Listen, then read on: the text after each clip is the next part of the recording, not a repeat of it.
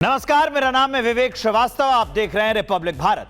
FCRA पर संसद में संग्राम मचा है। सरकार ने बिल को जेपीसी के हवाले कर दिया है।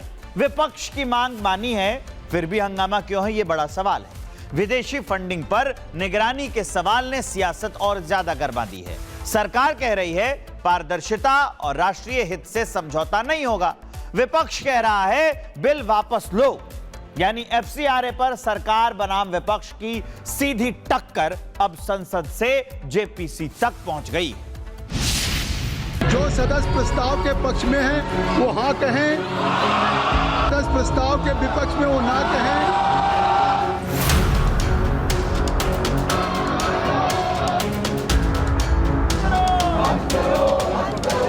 ये झूठ फैलाने का कारोबार लेके बैठे हुए हैं। आज तक जो बिल लाए हैं बिना माइनॉरिटी के खिलाफ कौन सा बिल लेकर के आए हो आप? हमारा पोजीशन ये है कि ये बिल वापस लेनी चाहिए। मेरे विचार में निर्णय हाँ वालों के पक्ष में हुआ है, हाँ वालों के पक्ष में हुआ है, प्रस्ताव स्वीकृत हुआ। एफसीआरए संशोधन बिल पर देश की सियासत सुलग रही। सरकार ने पूरी ताकत झोंक दी है। विपक्ष ने मोर्चा खोल दिया है। संसद के गलियारों में हलचल तेज है। प्रधानमंत्री नरेंद्र मोदी पहले ही संकेत दे चुके हैं एफसीआरए बिल देश से जुड़ा मुद्दा है और सरकार इसे हर हाल में पास कराने के लिए प्रतिबद्ध है। लेकिन विपक्ष इसमें जरूर खामियां निकालेगा और भ्रम फैलाएगा। इन दिनों एफसीआरए को लेकर के भी ऐसा ही झूठ फैलाया जा रहा है। ये झूठ फैलाने का कारोबार लेके बैठे हुए हैं। दरअसल सरकार एफसीआरए बिल को लाना चाहती है, लेकिन विपक्षी दल बिल वापस लेने की मांग पर अड़े रहे। इस पर दाल नहीं गली तो विपक्ष एफसीआरए को जेपीसी को भेजने की मांग करने लगा। सरकार ने विपक्ष की ये मांग मान ली तो विपक्ष हंगामे पर उतर आया। एफसीआरए बिल को जांच के लिए जेपीसी भेजने का प्रस्ताव पास हुआ। अब एफसीआरए बिल पर फैसला सीधे संसद में नहीं, 31 सांसदों वाली जेपीसी की पड़ताल के बाद होगा, जिसमें 21 लोकसभा और 10 राज्यसभा के सांसद होंगे। इसकी रिपोर्ट 2026 के शीतकालीन सत्र के पहले सप्ताह के अंतिम दिन तक देनी होगी। लोकसभा में नित्यानंद राय ने जैसे ही एफसीआरए बिल को जेपीसी यानी संयुक्त संसदीय समिति के पास भेजने का प्रस्ताव रखा, विपक्ष ने विरोध और हंगामा शुरू कर दिया। केसी वेणुगोपाल ने आरोप लगाया कि सरकार अल्पसंख्यकों के लिए काम करने वाली संस्थाओं को निशाना बना रही है। ये विधेयक उन एनजीओ और संस्थाओं को टारगेट करने के लिए लाया जा रहा है जो अल्पसंख्यकों के लिए अच्छा काम कर रहे हैं। एक तरफ आरएसएस को विदेशों से भरपूर फंडिंग मिल रही है तो दूसरी तरफ सरकार एनजीओ को टारगेट कर रही है। सरकार को यह बिल वापस लेना चाहिए।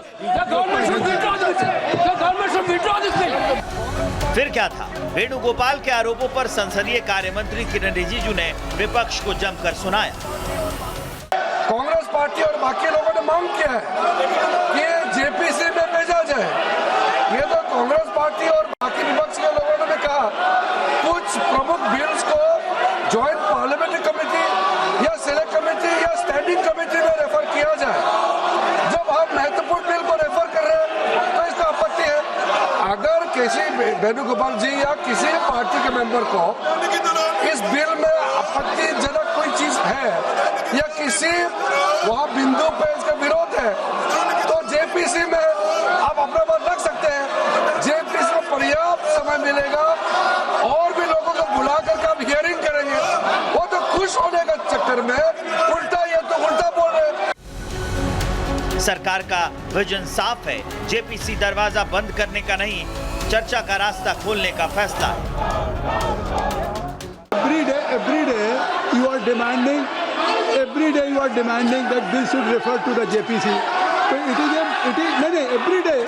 And अगर if government is now agreeing and if parliamentary affairs minister या either नित्यानंद जी अगर वो जेपीसी को भेज रहे हैं तो और थ्रेड डिस्कशन हो जाएगा। खिलाफ नहीं है। इन सब के बीच सपा प्रमुख अखिलेश यादव ने अपना अल्पसंख्यक कार्ड खेल दिया, जिस पर फिर संसदीय कार्य मंत्री किरण रिजिजू ने अखिलेश यादव को तत्काल ही आईना दिखा दिया। जो सरकार एफसीआरए ला रही है इसके खिलाफ में हम पूरे विपक्ष के लोग हैं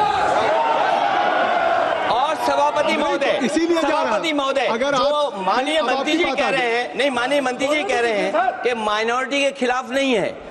माननीय मंत्री जी बताएं, आज तक जो बिल लाए हैं बिना माइनॉरिटी के खिलाफ कौन सा बिल लेकर के आए हो आप? मैं जिम्मेदारी के साथ कहता हूँ, अखिलेश जी को मैं चुनौती देता हूँ। इस एफसीआरए बिल का जो प्रावधान आया है, इसमें एक भी प्रावधान ऐसा आप दिखाइए जो कोई भी माइनॉरिटी का खिलाफ है। हालांकि एफसीआरए को लेकर मोदी सरकार का स्टैंड पहले से और भी ज्यादा क्लियर है, लेकिन सबसे पहले समझिए एफसीआरए बिल क्या है। विदेशी योगदान या फंडिंग से जुड़ा हुआ कानून है ये। पात्र संस्थाओं को विदेशी योगदान लेने पर नियम बनाए जाएंगे। विदेशी फंडिंग का इस्तेमाल रेगुलेट करने का कानून, पारदर्शिता जवाबदेही सुनिश्चित करने का कानून, राष्ट्रीय सुरक्षा संप्रभुता व्यापक राष्ट्रीय हितों की रक्षा करने वाला कानून ये होगा। विपक्ष के मुताबिक एफसीआरए बिल पूरी तरह से असंवैधानिक है। उसके हिसाब से नए कानून से एनजीओ और कम्युनिटी ग्रुप्स, खासकर अल्पसंख्यकों द्वारा चलाए जा रहे संगठनों को नुकसान हो सकता है। अब हम आपको ये भी बता देते हैं कि एफसीआरए संशोधन से किसे परेशानी हो रही है।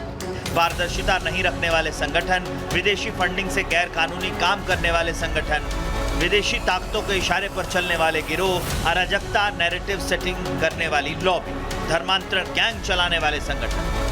एफसीआरए पर फैसला अब जेपीसी के बाद होगा, लेकिन सियासी संग्राम लगातार बढ़ता जा रहा है। सरकार ने विपक्ष के कहने पर जेपीसी का रास्ता खोला, लेकिन विपक्ष ने फिर सवालों और आरोपों का मोर्चा खोल दिया। अब 31 सांसदों की जेपीसी तय करेगी कि बिल में क्या सही है, क्या सुधार चाहिए। लेकिन असली सवाल यही है कि विदेशी फंडिंग पर निगरानी होगी या सियासत के नाम पर फिर हंगामा, क्योंकि एफसीआरए की लड़ाई अब सिर्फ एक बिल की लड़ाई नहीं, ये विदेशी फंडिंग, एनजीओ की जवाबदेही और राष्ट्रीय हित की सीधी लड़ाई बन चुकी है।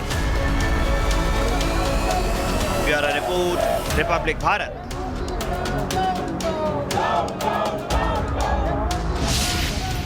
संसद में हंगामा, विपक्ष के सवाल और अब गृह मंत्री अमित शाह का सीधा चैलेंज। शाह ने कहा, मुद्दा कोई भी हो हम जवाब देने को तैयार हैं। वक्त तय करो और चर्चा शुरू करो। आज 3 बजे से लेकर कल 3 बजे तक का समय निर्धारित कर दिया गया है, लेकिन जिस चर्चा की मांग विपक्ष लगातार कर रहा था, उसी चर्चा का न्योता मिलते ही राहुल गांधी ने यह कहा कि लेक्चर नहीं चाहिए। तो सवाल अब सीधा है, सवाल पूछने से पहले चैलेंज दे देते हो और जवाब देने का वक्त मिला तो फिर आप पीछे हटने का गेम क्यों खेल रहे हैं? आप लोग भी बैठ जाएं। सभी प्रकार की चर्चा के लिए हम तैयार हैं। मैं सदन में ही बैठूंगा, सबको सुनूंगा और सब चीजों का जवाब दूंगा। We're not interested in him giving us a lecture or a discussion. ये शायद नेता प्रतिपक्ष होने लायक नहीं। संसद में विपक्ष का हंगामा, आप लोग भी बैठ जाएं। गृह मंत्री अमित शाह का विपक्ष को खुला चैलेंज और अब राहुल गांधी का चर्चा से ही किनारा। जिस मुद्दे पर विपक्ष लगातार सरकार को घेर रहा था, जिस मुद्दे पर विपक्ष लगातार सरकार को बैनर पोस्टर लेकर सदन के अंदर और बाहर हंगामा कर रहा था, जिस मुद्दे पर गृह मंत्री को सदन में जवाब देने की चुनौती दी जा रही थी, उसी मुद्दे पर गृह मंत्री शाह ने हुंकार भर दी। आज भी मैं कहता हूं, आज 3 बजे तक स्पीकर साहब को वो पत्र दे दे। 3 बजे से लेकर कल 3 बजे तक सभी प्रकार की चर्चा के लिए हम तैयार हैं। मैं सदन में ही बैठूंगा, सबको सुनूंगा और सब चीजों का जवाब दूंगा। सरकार के पास छुपाने के लिए कुछ नहीं। दरअसल पूरे सत्र के दौरान सदन के बाहर राहुल गांधी लगातार गृह मंत्री अमित शाह को घेरते रहे। नीट पेपर लीक और छात्रों पर कार्रवाई के मुद्दे पर जवाब मांगते रहे। Who gave the order to beat the students with lathis, with nails? Rahul का दावा था कि सरकार और गृह मंत्री चर्चा से बच रहे हैं, लेकिन आज गृह मंत्री ने खुद सामने आकर कहा कि आप समय तय कीजिए, मैं जवाब देने के लिए तैयार हूं। जब से संसद सत्र शुरू हुआ तब से लगातार मैं संसद में आता हूं, मेरी चैम्बर में बैठा हूं। चूंकि संसद भवन के अंदर विपक्ष संसद को चलने ही नहीं दे रहा है, दोनों गृहों में, तो कोई जाकर क्या करेगा? जहां तक चर्चा का सवाल है, सरकार की ओर से किरण रिजिजू जी ने, जो हमारे पार्लियामेंट्री अफेयर्स मिनिस्टर है, उन्होंने बहुत स्पष्ट कर दिया है कि जो नीट आंदोलन के छात्र प्रदर्शन पर सभी प्रकार की चर्चा करने के लिए सरकार तैयार है। लेकिन शाह के चैलेंज के बाद राहुल गांधी के सुर बदल गए। चर्चा अब राहुल को लेक्चर लगने लगी। We're not interested in him giving us a lecture or a discussion. तो विपक्ष की रणनीति पर ही सवाल खड़े हो गए हैं। कल तक जिस मुद्दे पर गृह मंत्री से जवाब मांगे जा रहे थे, आज गृह मंत्री की चर्चा राहुल गांधी को मंजूर नहीं। We're not interested in listening to Mr. Amit Shah's imagination. We're not interested in him giving us a lecture or a discussion. We're interested in one simple thing. And when I say we, I mean the younger generation of this country. Who shot those students? Who gave the order to shoot those students? Who blinded one of the students? Who shot one of the students in the ear? Who gave the order to beat the students with lathis, with nails? Who gave that order? That order was implemented by the Home Ministry. Delhi Police and RAC are both Home Ministry systems. Did Mr. Amit Shah give this order? अब सवाल यही है, जब जवाब देने वाला सामने है तो सवाल पूछने वाला पीछे क्यों? आखिर कब तक राहुल गांधी इस तरह से अपना गोल पोस्ट बदलने का काम करते रहेंगे?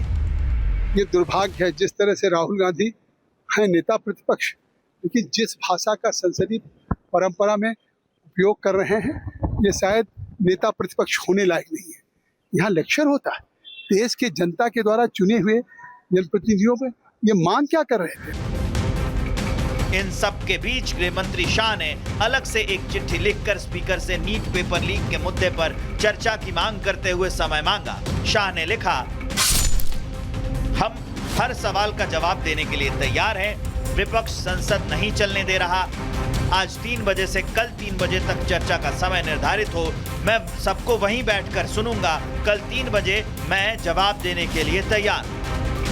मतलब सरकार की मंशा तो साफ है, हर मुद्दे पर सरकार चर्चा के लिए तैयार है। लेकिन विपक्ष ये समझ ही नहीं पा रहा कि अब करें तो करें क्या, बोलें तो बोलें क्या। इस मुद्दे पर संसदीय कार्य मंत्री किरण रिजिजू ने कांग्रेस समेत तमाम विपक्षी दलों को जमकर आड़े हाथों लिया। इन लोगों को थोड़ा डिसिप्लिन से अपना प्रोटेस्ट करने के लिए समझाइए। बहुत इनडिसिप्लिन ये जो काम कर रही है ठीक नहीं है। गृह मंत्री जी ने आज फिर एक पत्र लिख करके स्पीकर साहब को अनुरोध किया है कि नीट एग्जाम को लेकर के छात्रों का आंदोलन जो हुआ उसका चर्चा अभी शुरू कर दे, अभी शुरू कर सकते हैं, हम लोग तैयार हैं। कुल मिलाकर अमित शाह ने गेंद विपक्ष के पाले में डाल दी है। समय भी दिया, सदन में मौजूद रहने का भरोसा भी दिया और हर सवाल का जवाब देने का चैलेंज भी। लेकिन राहुल गांधी चर्चा को ही लेक्चर बता रहे हैं। बीजेपी कह रही है राहुल गांधी बार बार गोल पोस्ट बदल रहे हैं। अब फैसला संसद को करना है। चर्चा से कौन भाग रहा है, सरकार या विपक्ष? क्योंकि सवाल अब सिर्फ नीट का नहीं, सवाल यह है कि संसद में सवाल पूछने वाला जवाब सुनने के लिए तैयार भी है या नहीं। Bureau report, Republic Bharat. संसद में राहुल गांधी चर्चा से क्यों भाग रहे हैं, इसका जवाब रांची से आई तस्वीरें दे रही हैं। आधी रात का अंधेरा था, छात्रों के टेंट में पुलिस ने एंट्री मार ली और एक दिन पहले जो लाठीचार्ज हुआ, उसके बाद फिर लगातार दूसरी रात को भी पुलिस की चेकिंग हुई। तो इस पर सीधा सवाल है, शांतिपूर्ण प्रदर्शन कर रहे छात्रों से आधी रात को पुलिस क्यों पूछताछ करने के लिए पहुंची थी? क्या यह सिर्फ चेकिंग थी या छात्रों पर दबाव बनाने की कोशिश?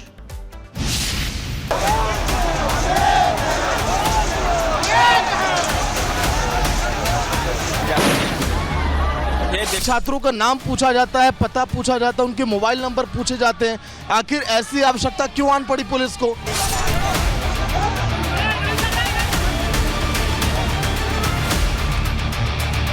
संसद से राहुल के चर्चा से भागने की वजह ये तस्वीरें जो रांची से आई और लगातार आ रही।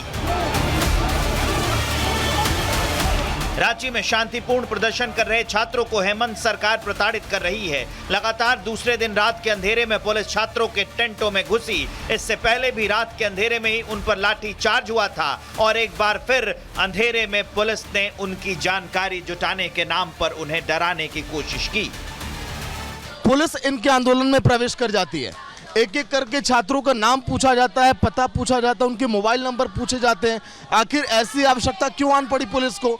इसी को बताने के लिए देखिए रिपब्लिक टीवी को जब इन छात्रों ने बताया तो तुरंत जो छात्र यहाँ पर दिन भर देखते रहे कवरेज के दौरान, उन्होंने बताया कि उनके साथ एक घटनाक्रम हुआ है। क्या हुआ अभी कुछ देर पहले? भी एक चुटिया थाना प्रभारी है और कोई भी 2-4 लोग पुलिस वाले आए थे। उन्होंने एक लिस्ट दिया, बोले कि मतलब कुछ लोगों का नाम लिख रहे थे, हमसे ये बोला गया। तो मैं बोला ठीक है, कमेटी वाले से बात करता हूँ। फिर देखिए मैं देख रहा था आंसर में जो बैठे हुए उनसे ये नाम लिखा जा रहा था। हाँ, नाम, नंबर और कॉन्टेक्ट नंबर और उनका एड्रेस। बोलते हो कि आइडेंटिफाई के लिए ऐसा कर रहा हूँ मैं। क्या जरूरत पड़ी आप आइडेंटिफाई के लिए? हम लोग क्या स्टूडेंट आपको नहीं दिख रहे क्या? झारखंड की सरकार पुलिस के दम पर जो करना चाहती थी वो तो हुआ नहीं और उल्टा कलई खुल गई। प्लान चौपट होते ही पुलिस के अधिकारी इसकी लीपापोती में लग गए। सीएम सोरेन ने इस काम की जिम्मेदारी सिटी एसपी पारस राणा को सौंपी थी तो उन्होंने इस मामले में सफाई दी। उठाने के लिए कोई नहीं आया था, कैसी बात करे, वो भ्रामक तथ्य है। मतलब कुछ वीडियोस को वायरल करने के लिए, मतलब ऐसी, मतलब अब है कितने सारे इंस्टाग्राम इन्फ्लुएंसर्स आ गए हैं, अपनी वीडियो को उनको एक बढ़िया मौका मिल गया कि प्रशासन आ गया, उसमें अननेसेसरी की एक मतलब अफवाह फैलाई जा रही है कि अभी उठाने के लिए आगे, उठाने के आ लिया। हालांकि तब तक ये बात जंगल की आग की तरह फैल चुकी थी। छात्रों पर एक दिन पहले हुए लाठीचार्ज के बाद से बीजेपी पहले से चौकन्ना थी। जैसे ही दोबारा पुलिस ने दस्तक दी, बीजेपी नेता भी वहां पहुंच गए। इसके बाद तो वहां पर बवाल मच गया। प्रदर्शन कर रहे छात्रों के समर्थन में बीजेपी नेताओं ने भी वहां डेरा जमा लिया और सोरेन सरकार पर बर्बरता के आरोप लगाए। छात्रों को धमकाते हैं, उनको धरना उठाने को कहते हैं और हद तब हो गई कि आपने दंडात्मक कार्रवाई के बाद रात में बिजली काट दी। कितना दंडात्मक कार्रवाई करोगे? यह पूरा जो प्रकरण है लगभग 300 करोड़ रुपए का घोटाला है और इसमें कांग्रेस पार्टी और जेएमएम के बड़े बड़े नेताओं के लोग, उनके परिवार के लोग फंसे हुए हैं। जेएमएम का आरोप है कि बीजेपी इस प्रदर्शन का राजनीतिक माइलेज लेना चाहती है, इसलिए वो छात्रों के पक्ष में खड़ी है। अगर बीजेपी के आरोप सियासी लग रहे हैं तो सीएम साहब उन छात्रों को सुन लीजिए जिनकी जानकारी जुटाने के नाम पर आपकी पुलिस उन्हें धमका रही है।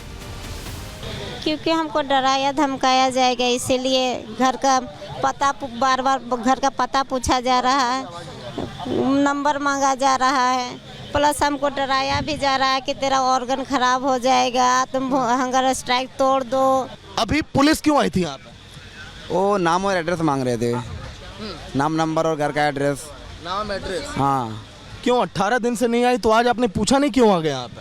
मैंने पूछा बट उन्होंने बताया नहीं। सब लोग अपने पुलिस बल के साथ आए हुए थे। उनका कहना था कि हम जो आज लाठी चार्ज किए हैं वो आपके चीज़ों को देखते हुए किए हैं, आपने गलत किया तो हम लोग लेना। संख्या कितनी थी पुलिसकर्मियों की? कम से कम 20-25 लोग आए हुए थे। पुलिस जो है वो अपने मंसूबे पूरे करने के लिए छात्रों को डराने का प्रयास कर रही है। इन तस्वीरों को देखिए जो अंधेरे में सोरेन सरकार की दादागिरी को बताने के लिए काफी हैं। कई सारे देखिए विकास तस्वीरों को दिखाइए। पुलिसकर्मी आंदोलन के बाहर इस समय खड़े हैं। देर रात स्ट्रीट लाइटों को बंद किया गया, जहां पर पुलिसकर्मियों ने कहा कि लाइट यहां पर चली गई, लेकिन हमने आपको उसकी हकीकत दिखाई। पुलिस के तमाम आला अधिकारी आए थे जिनसे हमारी बहस भी हुई इन सब भी चीज़ों को लेकर। लेकिन अब आखिर आगे क्या कुछ होगा इस आंदोलन में, यह देखने वाली बात होगी, क्योंकि देखिए तमाम यहाँ पर पुलिसकर्मी यहाँ पर तैनात हैं देर रात। विकास एक बार दिखाइए ऊपर से तस्वीरों को भी, किस आंदोलन में रात करीब 2 बजे के वक्त, 2:15 बजे के वक्त आखिर ढेर सारे पुलिसकर्मी यहाँ पर क्यों पहुँचे, क्यों देखिए इस आंदोलन में आखिर रह रहे छात्रों को परेशान किया जा रहा है, क्यों इस तरह की बातें आन पड़ी। इधर भी दिखाइए विकास, जो तमाम अधिकारियों की गाड़ियां देखिए देर रात आंदोलन के आसपास यहां पर पहुंची हुई हैं। इस मामले में बीजेपी पहले से हमलावर है। राज्य के पूर्व सीएम बाबूलाल मरांडी का दावा है कि सिविल सेवा परीक्षा के नाम पर धांधली हुई है। और ऐसे लोग जब इन्वॉल्व होते हैं जो मुख्यमंत्री के सबसे करीबी, तो ऐसे लोगों को सरकार बचाने की भरसा को प्रयास करती है। जहां पर सीबीआई ने छापा मारा, ईडी ने छापा मारा था, लेकिन इस प्रकार के कई एक विनोद सिंह होंगे जो लोग इस ऑपरेशन से लोग जुड़े होंगे। कोई जीपीएससी से जो जुड़े होंगे दलाली करने में। तो जिस दिन भी ये सीबीआई की जांच होगी तो उस दिन वो सार जांच की आंच वहाँ तक पहुँच जाएगी और एक भी लोग बचेंगे नहीं।